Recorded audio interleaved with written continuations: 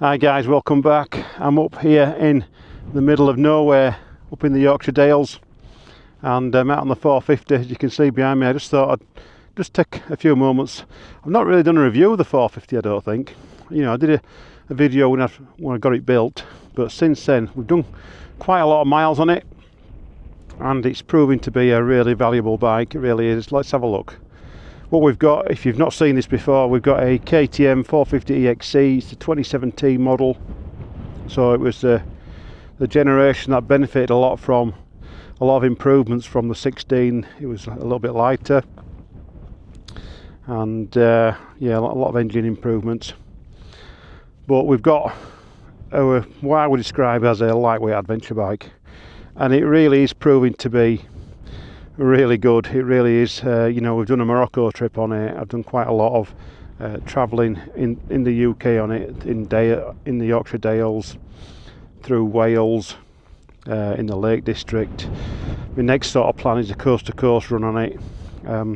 But some of the features on the bike have really paid off. And the first thing I want to talk about is the seat. The seat concept. It's an XL comfy, and it's unbelievable. Expensive, without a doubt, you know, an expensive item, but worth its weight in gold, absolutely. It's so comfortable, and you can ride on it all day. When you've done 8 hours in the saddle, and at that point you might just be feeling a little bit of something, but other than that, it's so comfy. Whereas on another saddle, a standard sort of traditional enduro type saddle, you can be in there a couple of hours and then you know, after a couple of hours you start getting a sore backside. With this seat, it's comfortable virtually all day, and we're standing up quite a lot as well at times, so you save your backside then. But it's so comfortable at the back, and it's like anything. I don't care what seat you've got, at some point or other saddle sore does start to kick in. You know, being saddle sore, and we can only sort of ride these bikes for so long.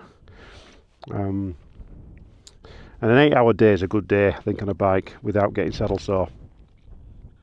And this is really good. So I'd recommend the seat concept seat.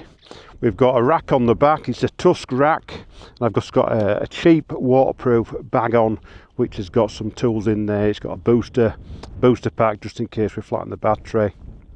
We've got a small bag on the front, or tank bag if you want to call it that, but it's designed for road bikes mainly. But again, a cheap item. Pick them up if you search online, you can pick them up for 10 quid. I've just ordered another one of them just as a backup, and I've just put my own straps on it because I've got the holes in the tank. We can, you know, put our own straps through and strap it on nicely. So some personal stuff in there. Just looking at the tower, the Nomad tower, pretty bulletproof. The screen, it's surprising how much the screen protects you from the elements, from deep, when you're going through deep water splashes, when you are, you know, in sort of windy conditions, you're riding into the wind, you're riding into the rain, you can tuck behind it. We've just got a budget steering damper, works well, no issues at all with it. Supplied through Wrench Ride. In fact, the seat, the steering damper, the tower. Let's have a look. The billet, clutch case, they were all provided by Ollie at Wrench Ride, who, that's his job, he builds rally specification bikes or adventure bikes. We've got a standard can on, and we've got a USB in the side of the tower as well, which is quite good, quite handy to have. 15 litre tank on, you know, we're good for 150 miles before we even start thinking about filling up, which for me, I can just go out on a day like this. No fuel anxiety, sort of average day is 120 miles thereabouts. So I've got a full tank, I'm good for the day, and I'll fill up when I get back. It's no problem at all. We've got the twin headlights up front, They are the Baja Squadron headlights, which come with the rally tower. Just looking at cost of these things, the Nomad tower, the screen, the tower kit, the lights, all came as a package, and that was somewhere in there. I think it was about €1,000 at the time when I got it. I think the prices may have changed now. The seat, quite expensive from the States. By the time you've shipped it here and taxes and all the rest of it, it was in the region of around £450, but I wouldn't be without it, to be quite honest. What else? The Rhino cover, I think that was over 100, about 150, something like that. The Rhino clutch case cover. The rack, shipped from America, somewhere in the region of about 170 with tax, something like that. But it's like anything. In hindsight, I wish I'd probably gone for a globetrotting rack, which has some tubular spars what go down to the subframe, so you can actually tie your bags, your saddle bags on if need be, as opposed to flapping a little bit. But that's something we might look at fabrication wise. We might have to look at putting some spars from here down the edge of the bodywork to the subframe point mount, so I can lash stuff to it. Because I've got some Krieger OS 12 bags, which I took to Morocco. They work really well. I like the bags. Krieger stuff's really good. I've got a Krieger rucksack on at the moment. And we can get a bar or something coming down from here down to that subframe, so we can lash the bag onto.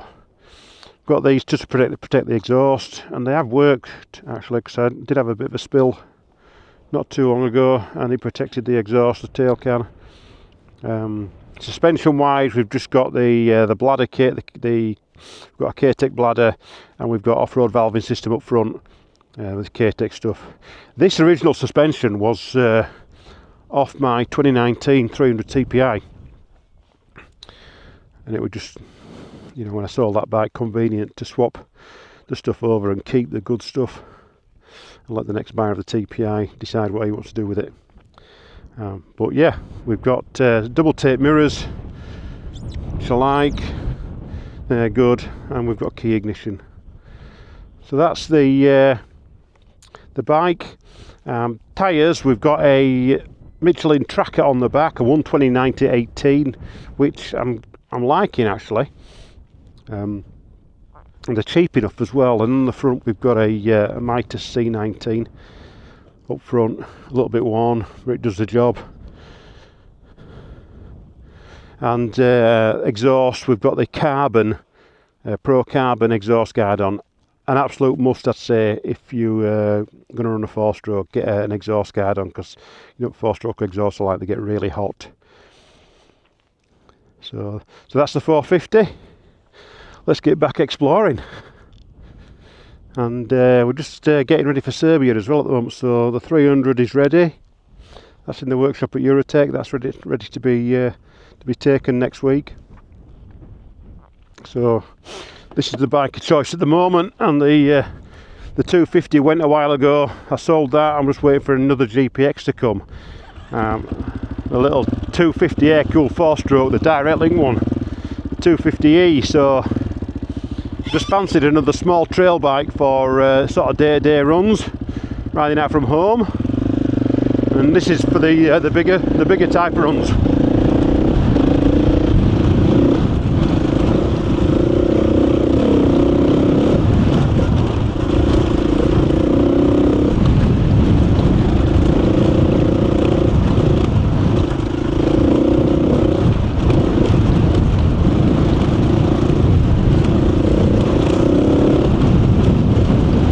Back soon, guys.